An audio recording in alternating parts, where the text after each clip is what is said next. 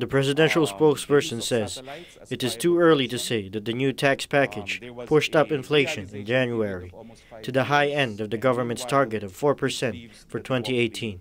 In my view, there could be other reasons. One of them is the high prices of oil in the world market, lawyer Harry Roque told reporters. Economic Planning Secretary Ernesto Pernia said earlier in a statement that the spike in inflation is partly due to trade, which imposed higher taxes on fuel and selected consumer products. While Pernia said that the effects on the public would be temporary and minimal, he urged government to put in place mitigation measures to cushion its transitory impact. The NEDA chief attributed the rise in inflation to increases in food and non-food prices. The 4% hike last month is higher than the 3.3% recorded in December and the 2.7% in January 2017. The faster overall price increase of goods can be attributed mainly to the 4.5% increase in the food and non-alcoholic beverages segment, which constitutes 39% of the consumer basket, Pernia said. The faster price adjustments, especially for fruits and corn, can be partly traced to the lingering effects of the successive typhoons that occurred in the last quarter of 2017. The first package of trade reduced the income taxes of 99% of the country's income taxpayers.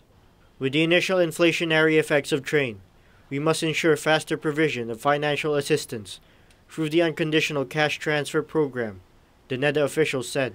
He added, this will help the poorest 50% of Filipino households cope with the transitory impact of trade on prices. He also reiterated the agency's call to replace quantitative restrictions on rice imports with tariffs to stabilize the country's rice supply and lower the price of rice. Revenues from tariff on imported rice will be used to finance government programs for agriculture, Pernia said.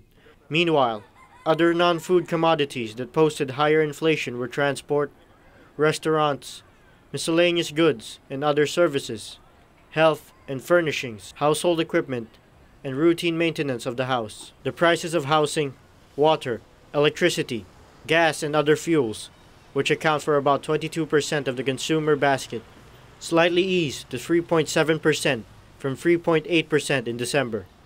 This deceleration partly offset the upward pressure on the prices of consumer goods.